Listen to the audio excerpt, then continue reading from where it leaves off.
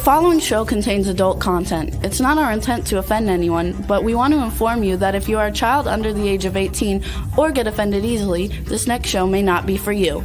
The content, opinions, and subject matter of these shows are solely the choice of your show hosts and their guests, and not those of the Entertainment Network or any affiliated stations. Any comments or inquiries should be directed to those show hosts. Thank you for listening.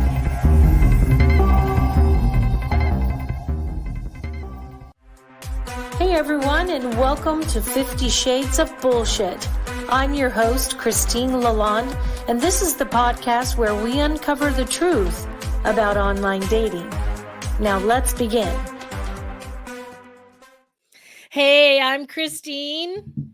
I'm Jada. And this is 50 Shades of Bullshit. How you doing this week, Jada? I am wonderful. How are you this week? I'm doing good.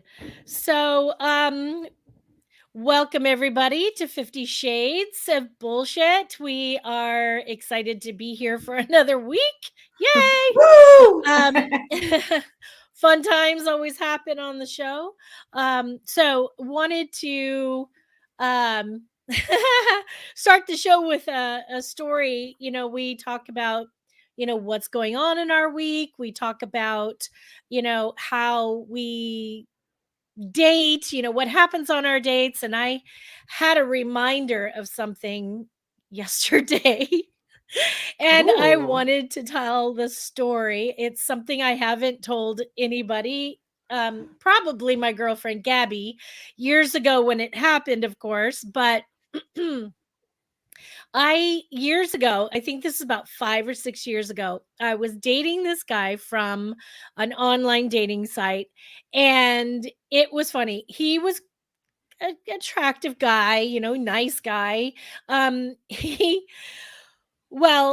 went out a couple of times, and we finally got to the point where we were like gonna, have sex, and Yes. so I go back to his place with him, and we are fooling around, and we're in the midst of full on, getting it on. And out of the blue, he says, "So will you do something for me?" And I always think, oh God, I'm so screwed right now, because that's always a sure sign that they want something obnoxious. Yeah. And I said, well, it depends on what it is. And he said, well, I like a vibrating toothbrush put into my bum. And will you do this for me while we're having sex? And I was like, you mean just like a vibrator or something? And he's like, no, I don't. Christine, I don't want a vibrator. He's like, I really like the feel of a vibrating toothbrush. So, a toothbrush? And I said, no. I said, do you do this when you are alone and, jerking off? And he's like, yeah. I said, well, you should keep it that way. And he's like, you're not going to do it for me? And I said, no. Sorry, buddy. That's right. No.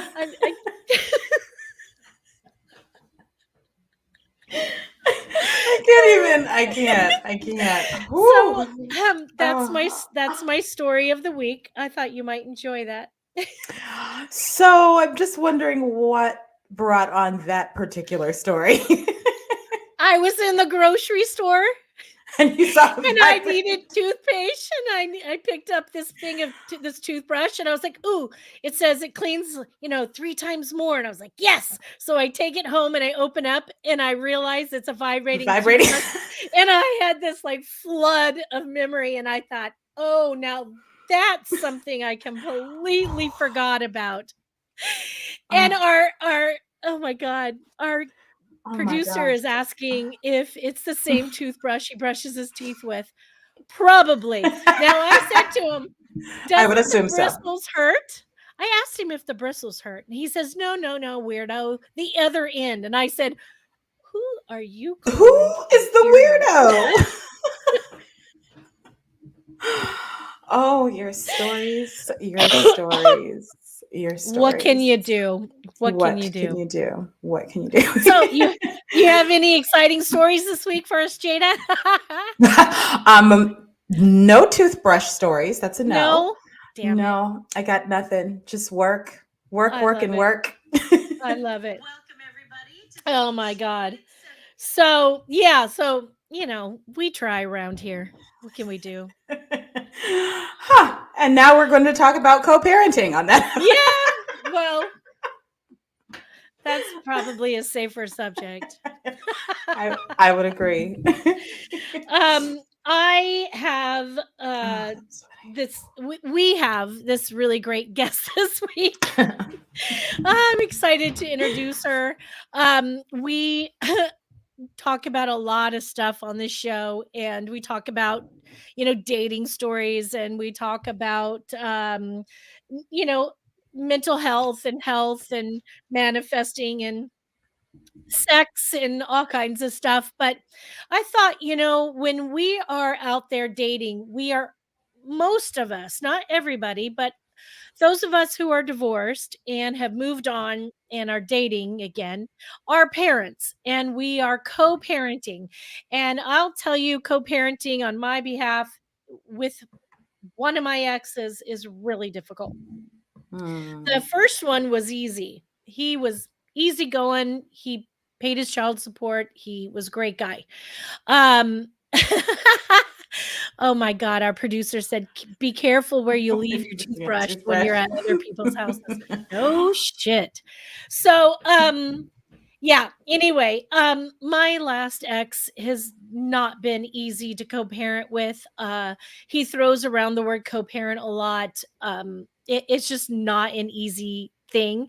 So I thought it'd be great to bring on somebody who really could talk about peacefully co-parenting. And I think I've gotten to the point after being divorced for 13 years from this guy that I'm kind of peacefully parenting, only because I don't give a shit anymore. I don't give a shit about him. I don't give a shit about all of it. My daughter's 16 now. Most of it is eliminated itself, but I definitely could have used Katie 13 years ago. My life probably would have been a whole lot better. But, when you have children and you're divorced, that co-parenting stuff is difficult. So anyway, yeah. So here today to help us is Katie.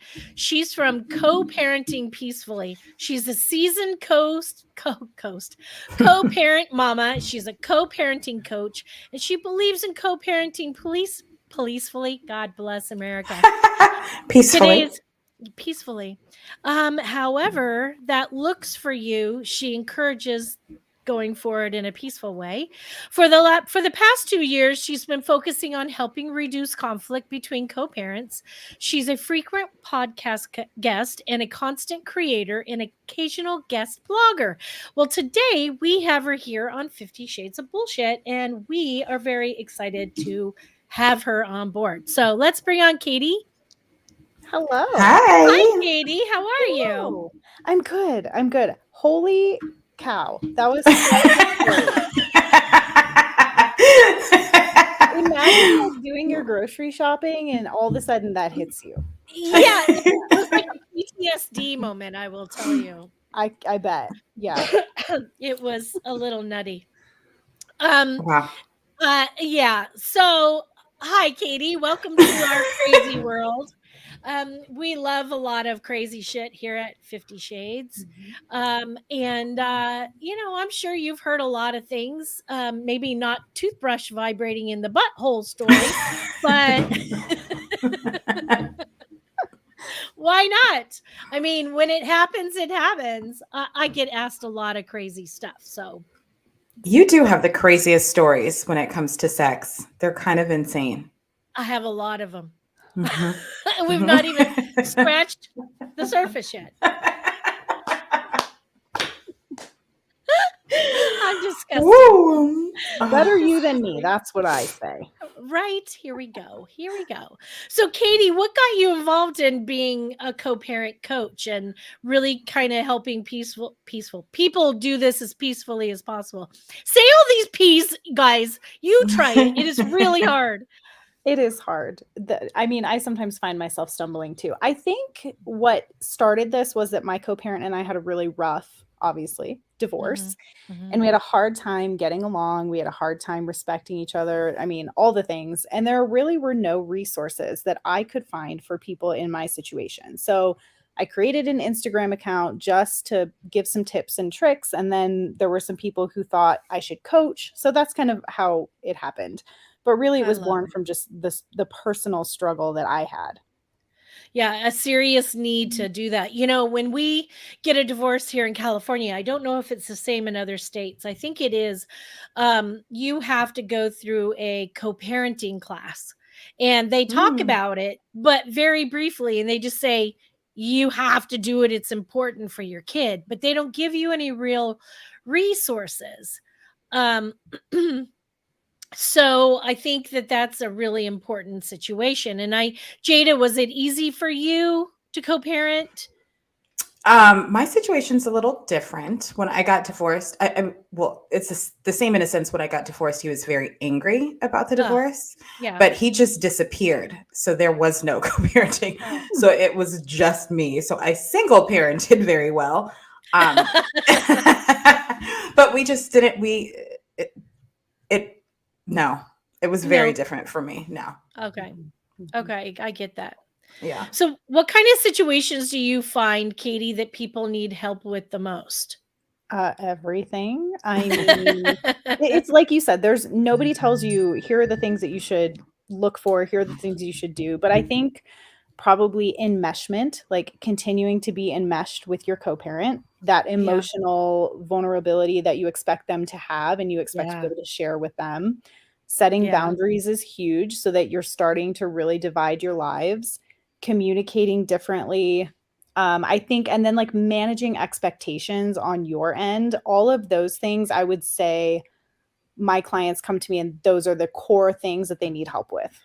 Okay. So when you're helping people, what are some tips and ideas that you can suggest to help people co-parent in a way that's healthy, not only for their child, but for themselves? Because I will say co-parenting for me has been very challenging. I've said it many times on the show.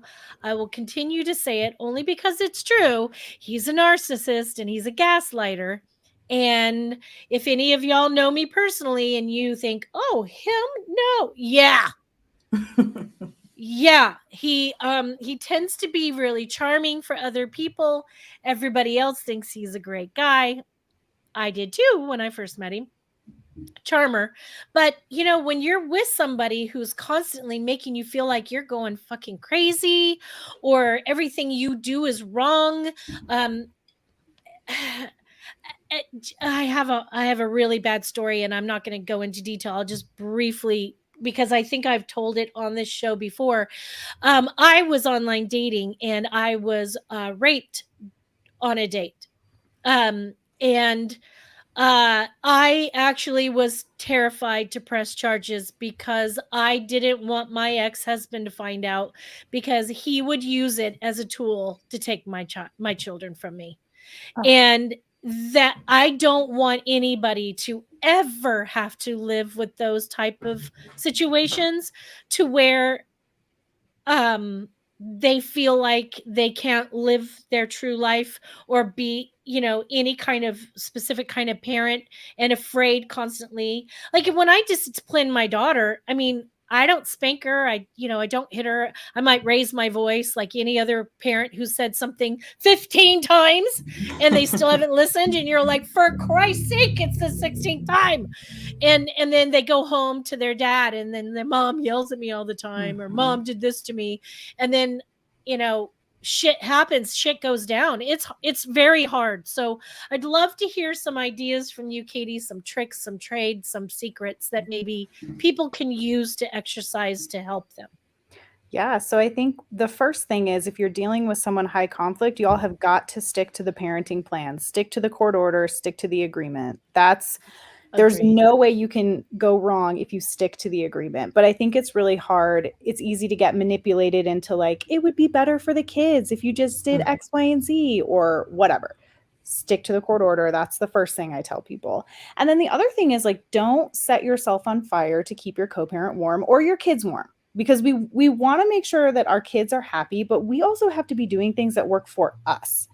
So really evaluating, okay, so my co-parent wants to do this. Do I want to do that? Will that work for my schedule? Will the kids enjoy it? Like there's a whole evaluation process that you are allowed to go through before you say yes to your co-parent when they want change or something. Okay. And really managing your expectations, which looks like, okay, I am no longer in a relationship with this person. So what can I reasonably expect from them as far as like support, as far as help around the house? Like I have a lot of people who say, well, you know, he used to come over and like fix the lawnmower or do the disposal. And I'm like, well, you know, you guys aren't married anymore. You're not together anymore. So really manage and also kind of keeping yourselves out of each other's personal lives. The less you all Mhm. have communication and the less that you all know about those different sides of things, the easier it is for you to really keep the focus on the kids and co-parent. But there's just like too Yeah. much Mhm. communication, too much sharing, you guys have got to divide first and then you can become friends later, I think is the way to kind of look at it.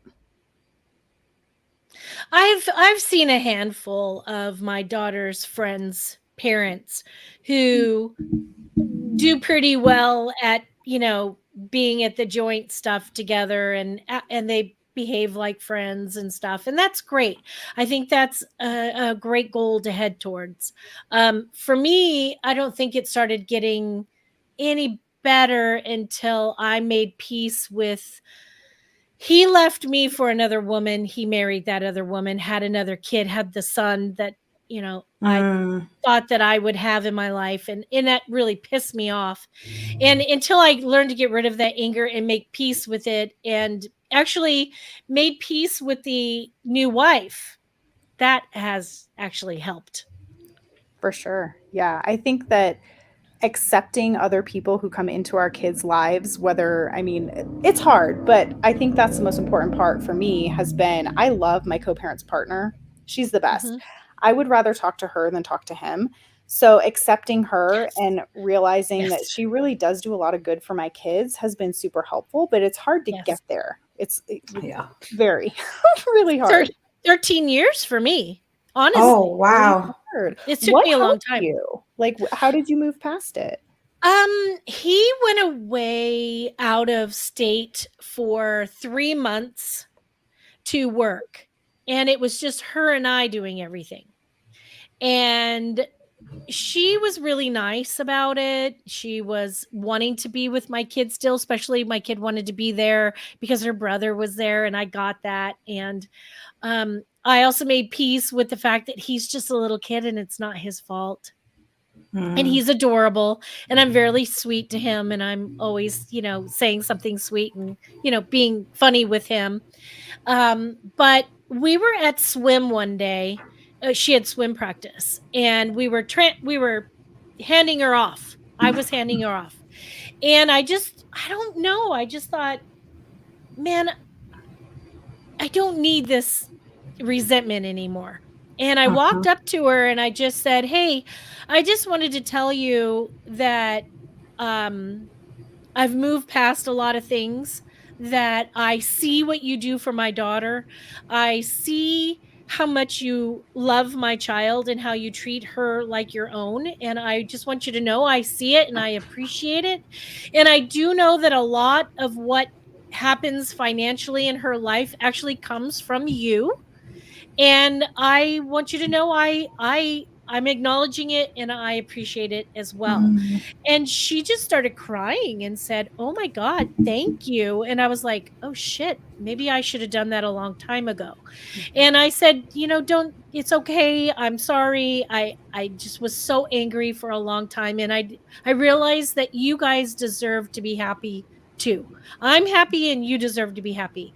And in the back of my head, I was thinking, at least I'm not having to deal with him as much anymore. It's her. And I realized that it was easier. And then I didn't realize that my daughter had walked up and she was overhearing. And it did a lot for our relationship. She said, "Thank you, Mom. I'm really, really impressed by what you did. Thank you so much for that." And I know my daughter loves her, and I had to come to peace with it. And it's so much better. Yeah. I mean, I still have a few flare-ups once in a while with my ex by texting because he says and does some stupid shit that pisses me off. But I try not to let it get to me. Yeah. I can imagine that would be the hardest part, is getting to that space of peace, especially dependent on how the divorce ended. If there was like an affair and that person left you for someone else and is now with that person, I can only imagine how messy that can be. It probably takes so much time to get to. So much time. 13 years. Man. Yeah, I was a pretty long time angry. too. Yeah. I think like one of the other things that people forget is that they have to separate, like in your situation, you have to separate their behavior from who you are. And that's really hard to do too. What Okay. they've done or how they've behaved doesn't always have anything to do with you. Yeah. And as long as you're continuing to kind of connect yourself to their behavior, then that makes it really hard to let go. Yeah. Yeah. Mhm. I know get for that. me, it was really hard not speaking negatively about him, because I knew at some point he would be back in their lives, which even today he is non-existent, but I still did my best not to speak badly, because I knew that they would take that and it would make them feel a certain way. And I know when people go through divorces, it's hard, especially when you're co-parenting. I can imagine it's really hard not to put all of your anger and frustration out there, because your kids hear that. Yeah. Yep. Yeah, that's a really important one too. I have, in fact, like a list of scripts that I provide people with for different situations, because I've always tried so hard not to talk negatively about my co-parent, because I really want my kids to have their own lens and see their co-parent and develop a relationship with him. See their other parent, so many parent words, see their other parent through their own eyes and really develop that relationship in a way that feels good and right to them. Just because we didn't have a good relationship doesn't mean that they can't. So Agreed. I think that's really hard to remember though, because in the moment you're like, I mean, I remember getting so upset about my kids would come home and tell me that my co-parents, now almost stepmom, they're getting married soon, made awesome tacos. And I'm like the world's worst cook. And I used to get so mad every time they would come home and be like, she makes the best tacos. I about lost my shit every single time. But I would just say, oh, I bet that was really yummy. Nice. And then we would like move on to the next conversation. And it was things like that that probably felt a little bit dismissive to them at the time. But like, I just could not engage anymore. So now it's funny because she and I get along so well.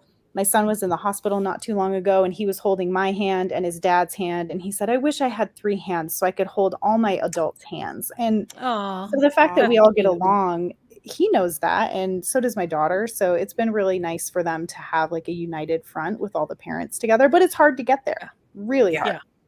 Yeah. How do you coach people through that? Coach them through that anger and that just being pissed? How do you coach them through that point? Yeah, first it's like, well, what is the anger protecting you from? Why do you still have it? What's it keeping you from acknowledging?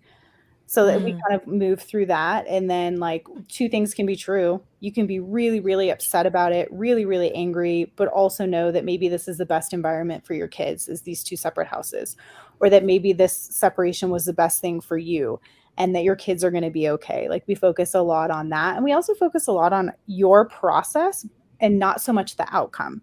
So what do you need to feel good? What do you need to feel okay about your communication with this person or about your relationship with this person? And like focus less on them and what the actual outcome might be, and more on how do you feel? What feels good to you? Which is essentially, you can't control them, but you can control you. And if you can leave, let's say they blow up on you, but you've done everything you know you can do, you've done it exactly how it feels good to you, then you leave that conversation being like, what a nut job. I did great. And that's it. I will say that I am guilty of texting wars with him. Mm. And I just feel like I need to get my point in there and I need to do this and I need to say that. And afterwards, it's just worse than it ever was in the beginning. And I have learned the hard way that none of it was worth it. Not one bit of it was worth it. And I should have just walked away and just let him, because when I do shut up, he has no grounds of coming back at me. And I should have learned that so early. And there are so many times up until the last 6 months, 8 months, I think it's happened a couple of times, but not as much as it used to. Like, Good. wow, it used Progress, to be not really bad. perfection. I still get Right. texts sometimes too. Every now and then I'm like, damn it, I shouldn't have sent that text, or I shouldn't have made the phone call. I should have just sent a text or an email. But I mean, live and learn, and it happens. Well, but Yeah. it's also hard when you've been married to someone that knows exactly what to say to you to take you there and do it Buttons pushed. purposely. Yeah, absolutely. Yeah. Yeah. I always reflect on that when I know that my buttons are being pushed, and I say like, okay, self, this is someone coming at you because they know it hurts you. Is it true? Does it make sense? And talking myself through that has been really helpful. And that's also helped me not respond, because I'm like, I'm giving what they want. I'm giving him a response that he wants. And it's going to be so much better if I just keep my mouth shut. And we're much better now. We co-parent so much better now that all the crazy is over. But especially back in the day when we were still really fighting a lot, that was kind of my process. Yeah. Yeah. Well, I just realized something, yesterday too, that, every day is a learning experience. Like a really good friend of mine just went through a breakup and he said some nasty Horrible. shit to her that was 100% not true, but no, he knew what buttons to push to upset her and to get at her, and I could see that from the outside, and I was like, I of course told her, this is what he's doing. I hope you're seeing it, but it's hard to see it in the moment. And I thought, you know what? I need to take this lesson on myself. I need to realize that my ex does things and says things to piss me off too, to make me look psycho, to make me look crazy, to make me look like a bad parent, and he does it on purpose. And I realized, wow, I really need to do what you just said and take a step back and really think about what's being said and is it really true? It does it serve me? And let it go. Yeah. But it's That's hard the in the hardest moment. part. Yeah, that's the hardest part, is the letting go. Yeah. And the other thing is that I tell people, like, probably nothing that's being sent to you is going to be catastrophic. It's probably nothing that you need to respond to right now. So just let it sit. It's probably not going to change the course of your life. So just let it go. Yeah. We have a listener. Please forgive me if I say your name wrong. It says Rick, and he says, no one wins in a text war, but the texts do need you to self-care, because it does hurt and it takes a lot not to respond. Oh my God. Yeah. It takes a lot not to respond. It really does. And I think you're right, Katie, though. If maybe some of us didn't respond, set it down and walked away, gave it some time, and then came back and then went, it wasn't worth it. What I find that I do is I will voice text in and I will spew. I will go off. I will give it. Really good and then I set it down. And then I come back and I re-edit. And I take out all that nasty shit that didn't need to be there. And it turns out just to be like a sentence or two when it was like 4 paragraphs long. Yeah. And then I re-edit. And someone saw me re-editing the other day and they're like, you're not going to say that stuff, are you? I go, no. It's my way of venting. And then I'll edit down to nothing and just say, okay. Yeah, that's the important piece, is like, I like for people to respond in no more than 3 sentences tops, like including your greeting, because the more emotion you can take out of it, the less there is for someone to pick and get to you about.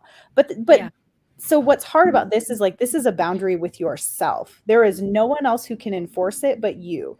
So I always tell my clients, you have to be the one who decides I am not responding. And then you have to like allow yourself to not respond. And that's so hard. It's easier with a co-parent to be like, this is my boundary and I'm enforcing it. But there's nobody to control you but you. So that's like, how bad do you want it? How much do you want to be able to just have a decent text exchange that doesn't go any farther? If you really want it, you can set the phone down for 4 hours and then respond back later, you know? Yeah. And you also have to think of what it's doing to the kids. You know, they see it. They see you guys go back and forth, whether it's the drop off, the pickup, whether it's the phone calls working towards the drop off, the pickup. They see that. And it's not healthy. It's just not good for them. So, but it's hard. It's so hard, but I always tell people in that situation, this is what my co-parent and I have done probably for the last 5.5 years. We've been divorced for 6. We do all of our exchanges through school. So I've got the kids every Wednesday and Thursday night, Friday morning, I drop them off at school and he picks them up. Like we can go probably a good month without actually talking to each other if we need to. And that has saved so much conflict, like that face to face. If you can avoid it, at least in the beginning, like I said, you have to divide first and then become friends later, but you got to let all the animosity die down first. So if you can avoid visually seeing each other and being in each other's space, I think that helps a lot. Yeah. Mine used to always like to have the last word, so it would piss him off when he couldn't. And so I think I did shit on purpose many times, but you know, that was terrible of me and I know it, but whatever. It took me a while. I mean, I will say I have 3 daughters. I did not have a dad. I do know that what it's like to be a woman or girl to have a good relationship with their father. And I really wanted my girls to have a good relationship with their dad, no matter how much of a dick he was to me or not.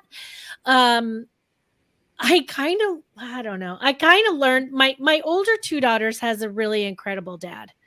And no matter how great their relationship is with their dad and how great their dad is, they still choose shitty men. So it's not always that. It's not, I thought it was, but it's not always that.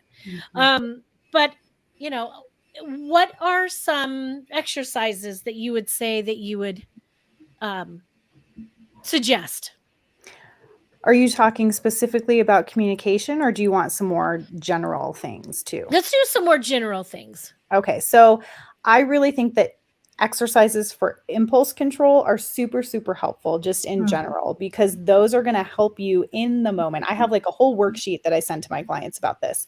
But anything you can do impulse control wise and anything you can do for delayed gratification. So like maybe you're going to decide to sit. Oh, Rick, so hold on. Rick just said something that was really good. He said, I used to send those kind of texts and he learned the hard way that he now only responds if it's about the girls and about, you know, and he picks out the best parts. But then he just said, I follow Katie and her boundary guides and it's been a godsend. She really doesn't like it when I use them. So I think he's talking about his ex. She doesn't like those, but it's better. It's better. I agree, Rick. Yeah. Yeah, it's so much better. Go ahead, Katie. Yeah.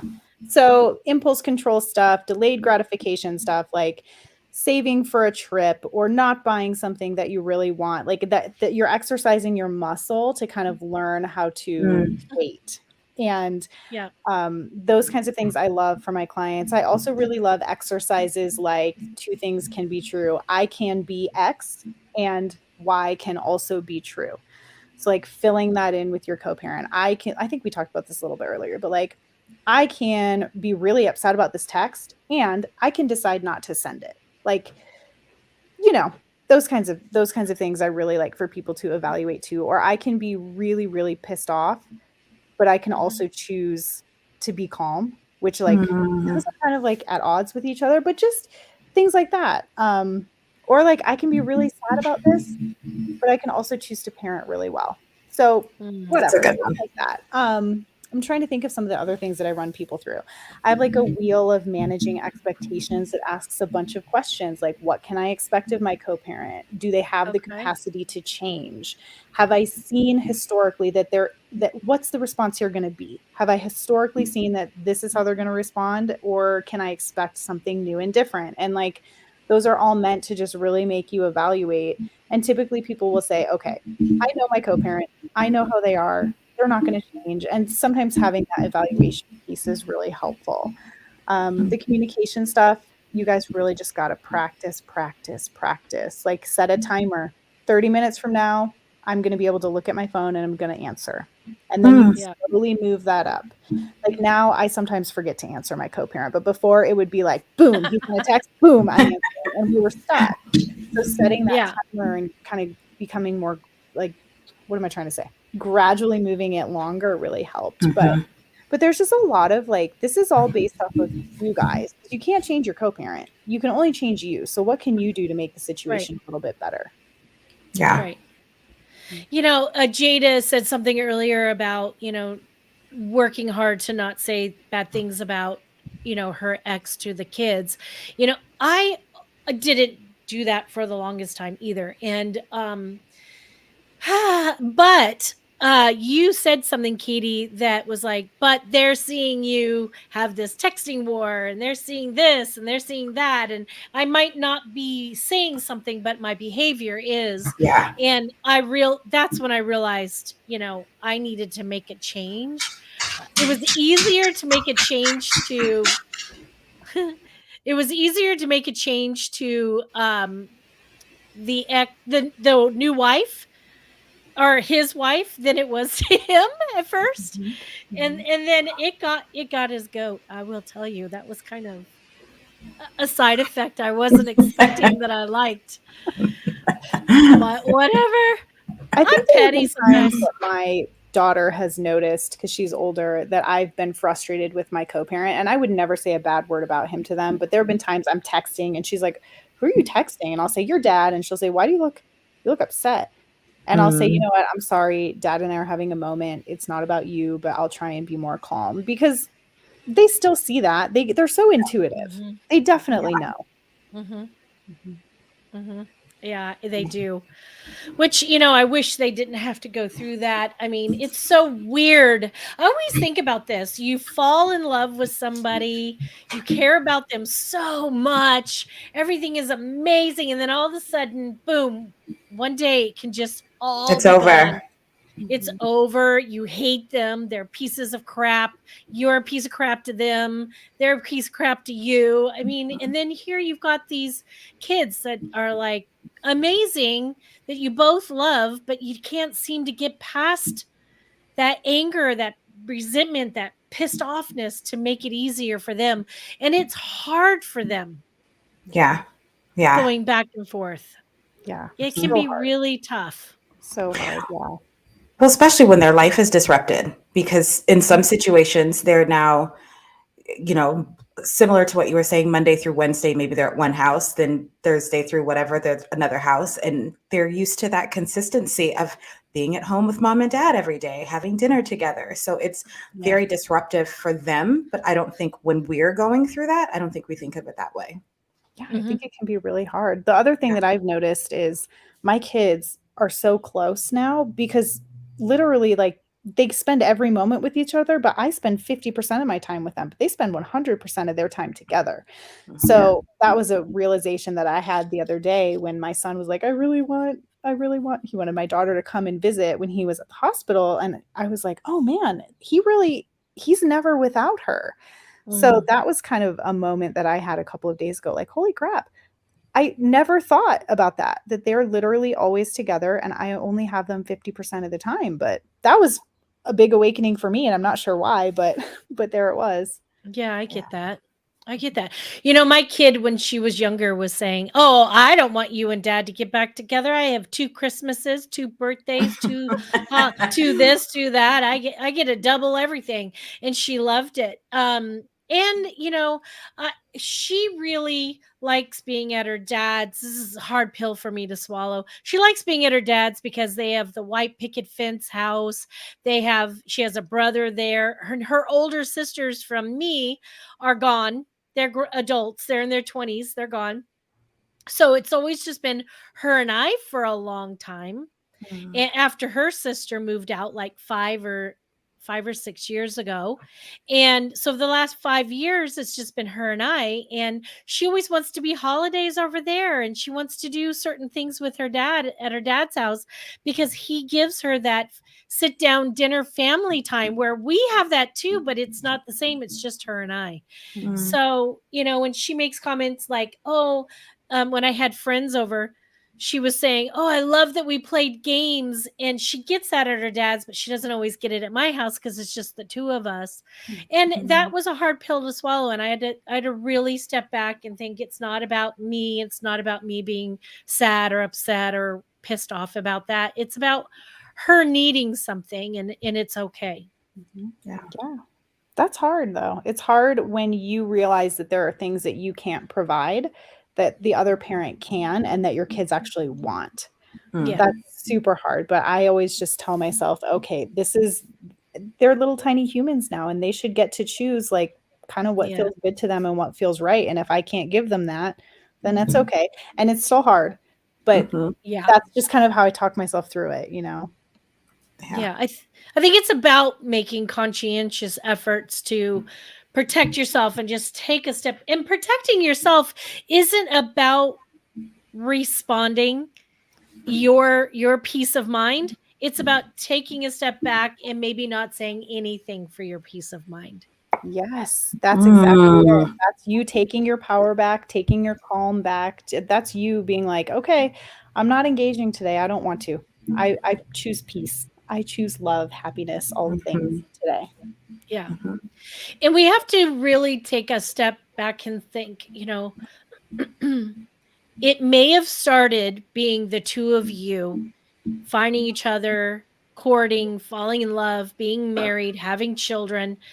But that divorce no longer is about the two of you anymore. It's you have children in the mix now, and their feelings, thoughts, and emotions are much more important than how upset you are at losing something. Or it's as adults and as parents, we have to do so much more shit than we ever thought we would have to do. 100%, yes.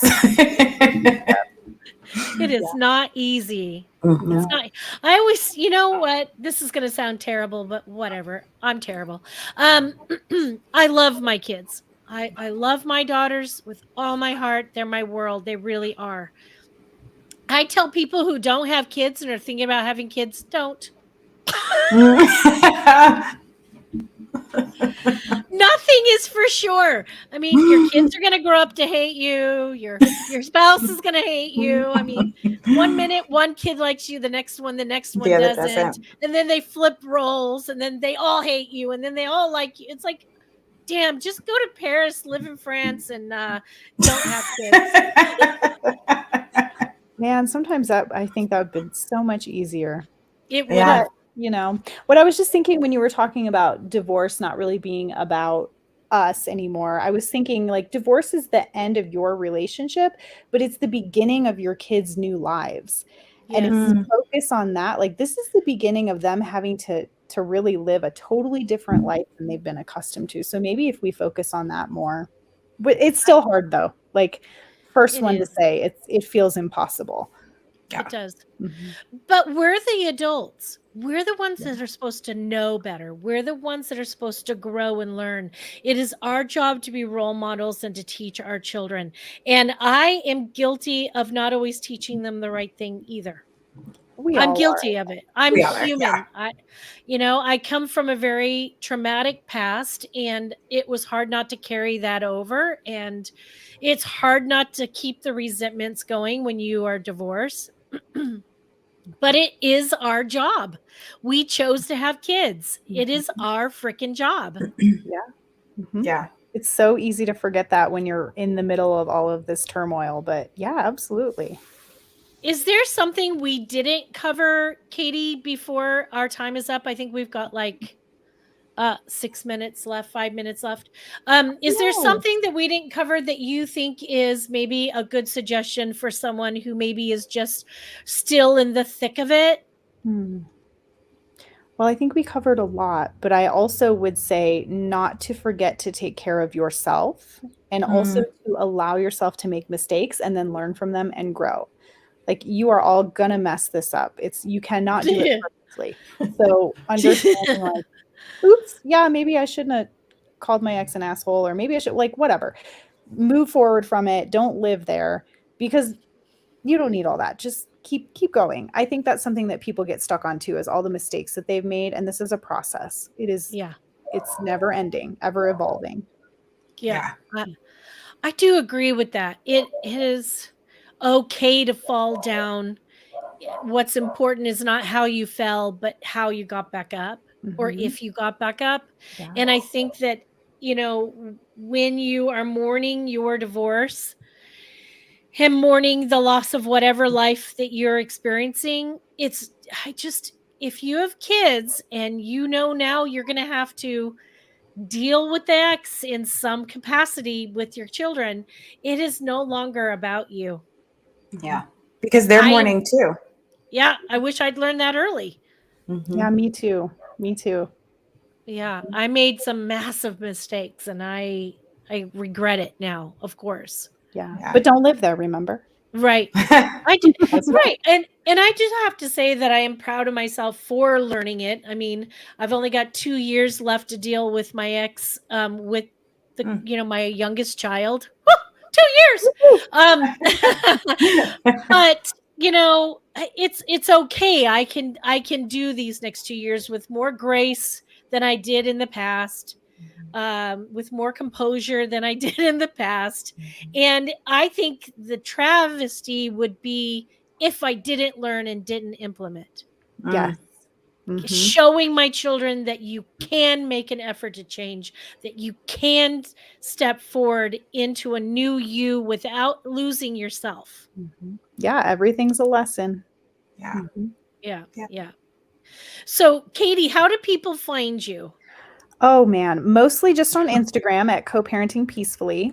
I do have a website as well, coparentingpeacefully.com, which has like my coaching info and it has the courses that I have. I'm coming out with a new one about protecting your kids from a high conflict co-parent. So that one should be out soon. I think that one's going to be really cool.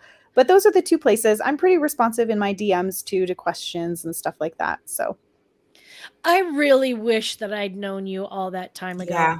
Because then I wouldn't have suffered for so long, because I really suffered. It was a long battle. Yeah. You're almost 13 years. So you're so close. So see the light at the end of the tunnel. Yeah. I mean, I'll be sad. She will be off at school and she won't be around, and she wants to go out of state and she has these big plans, and I support that. I will miss her beyond words. Yeah. But, I've been raising children for damn close to, it's 29 and a half years now. Oh my goodness. And I haven't really, I'm just in this last year or couple of years since COVID really started to live my life. And still be a mom, but starting to really put myself first, without compromising putting my kids first too. Yeah. If that makes sense. Of course. So I get it. It's hard. It's not easy. Jada, you still have kids at home? No, well, one. I have my 21-year-old is here, but my other one has his own place with his girlfriend. But similar to you, I mean, my oldest is 29, so I've been a parent since I was 19. So it's like, I know. Well, Yeah. we are almost out of time, but Rick just said something. He quoted a quote. Thank you, Rick, for actually participating today. Yeah. We really love the participation. He said the quote is from Maha Angelou. I don't know how to it's supposed say to be that. Maya. It's supposed to be Maya Angelou. Maya Angelou. Oh God. Okay. That's Thank okay. you. Well, let's see if I can read the quote good. Do the best you know you can do. Then when you know better, do better. When I perfect it, I'll let you know, he said.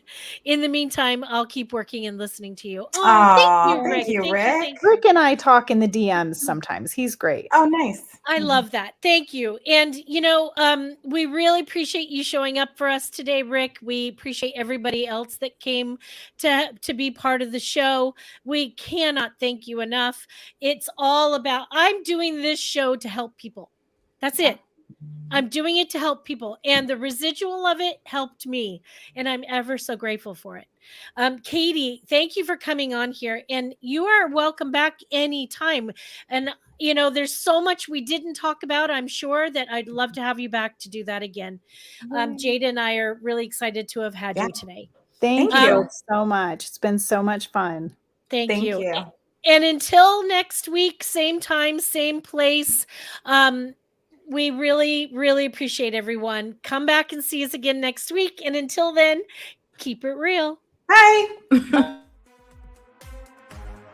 If you enjoyed this episode, please share with your friends, like and follow us on Instagram at 50 Shades of _bullshit and Facebook at 50 Shades of Bullshit. Thanks so much for listening, and we really hope to see you again next week.